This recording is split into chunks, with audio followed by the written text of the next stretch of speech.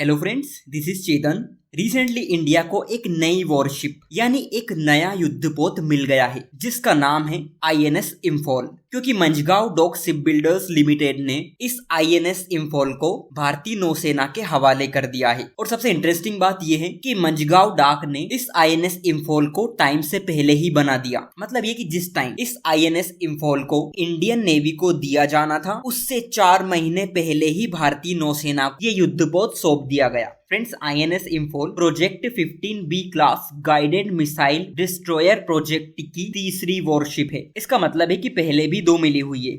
कौन कौन सी? INS Visakhapatnam, INS Mormugao जो कि ऑलरेडी कमीशन्ड है, और तीसरी ये आईएनएस इम्फॉल। और 4th वॉरशिप भी आने वाली है जिसका नाम आईएनएस सूरत है। ये अभी अंडर कंस्ट्रक्शन है। फ्रेंड्स, आईएनएस इम्फॉल की सबसे अलग बात ये है कि एक ये पहली ऐसी वॉरशिप है जिसमें विमेन ऑफिसर्स अलग रह सकती है। मतलब विमेन ऑफिसर्स के लिए सेपरेट अकोमोडेशन की व्यवस्था की गई है। फ्रेंड्स, जो आईएनएस इम्फॉल है वो भारत में बनी अभी तक की सबसे खतरनाक वॉरशिप है। इसकी लेंथ देखेंगे तो आप 164 मीटर है। वहीं लगभग 7500 टन वजन को यहाँ आसानी से झेल सकती है। ये वॉरशिप इंडियन नेवी के लगभग सारे ऑपरेशन को पूरा करने में सक्षम है। और ये अपने आप में कितनी खतरनाक है इसका अंदाजा आप इस बात से लगा सकते हैं कि इस आईएनएस इम्फॉल में सरफेस टू सरफेस मार करने की supersonic BrahMos missile and medium range की सरफेस से एयर में फायर करने वाली बराक मिसाइलों से लैस है। यानी इस आईएनएस इम्फॉल में हमारी सुपरसोनिक ब्रह्मोस मिसाइल भी डिप्लॉय की जा सकती है और हमारी बराक मिसाइल सिस्टम भी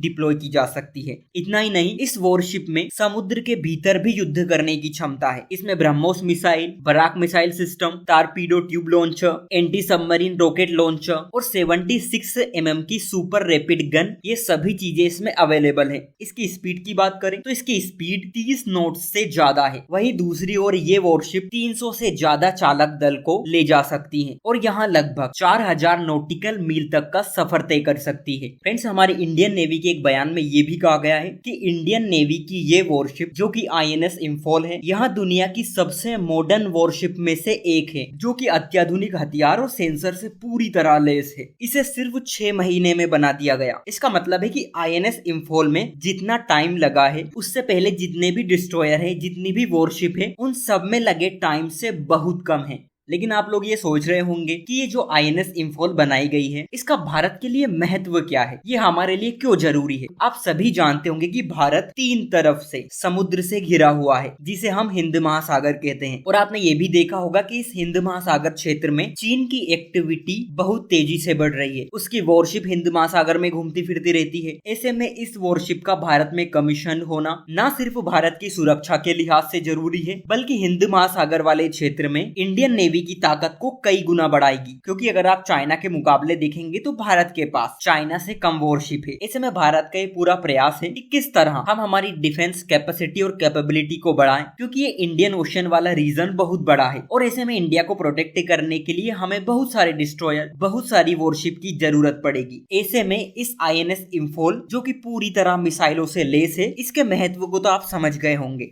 दूसरी ओर ये आईएनएस इम्फॉल भारत के आत्मनिर्भर अभियान का एक हिस्सा है जो ये बताता है कि भारत किस तरह डिफेंस सेक्टर में आत्मनिर्भर बनता जा रहा है। क्योंकि फ्रेंड्स, एक टाइम था जब इंडियन नेवी को दूसरे देशों से इस तरह की शिप्स खरीदनी पड़ती थी। लेकिन भारत अब प्रोजेक्ट 15B के तहत अपनी जरूरतों को खुद पूरा करने के हिसाब से डिफेंस सेक्टर में आत्मनिर्भर बनता जा रहा है। क्योंकि शुरुआत में ही मैंने बताया था कि इसी प्रोजेक्ट के तहत हमें आईएनएस विशाखापट्टनम मिली, फिर दूसरी वॉरशिप हमें आईएनएस मुर्मुगांव मिली, और तीसरी ये है आईएनएस इम्फॉल, और चौथी भी आने वाली है जिसका नाम आईएनएस सूरत है। और जैसे कि हमने शुरुआत में बात की थी कि इस वॉरशिप का महिलाओं के लिए एक अलग महत्व है। क्योंकि पहले हमारे पास जितनी भी वॉरशिप थी उसमें विमेन ऑफिसर्स के नीचे की जितनी भी रैंक की महिलाएं थी उनके लिए सेपरेट अकोमोडेशन की व्यवस्था नहीं थी। लेकिन इस वॉरशिप ने इस प्रॉब्लम को पूरी तरह से खत्म कर दिया। इसका मतलब है कि ये वॉरशिप कहीं ना कहीं महिला सशक्तिकरण का एक उदाहरण पेश करती है। और आखिर में मैं यही कहूंगा कि इस आईएनएस इम्फॉल से भारत की नेवी पहले से ज्यादा सुरक्षित, पहले से ज्यादा आक्रामक और पहले से ज्यादा मजबूत होगी। इसी के साथ चीन को भी इससे बड़ा झटका लगने वाला है क्योंकि इस वॉरशिप के आने से कहीं ना कहीं चीन की इंडियन ओशन रीजन में एक्टिविटी जरूर प्रभावित होगी।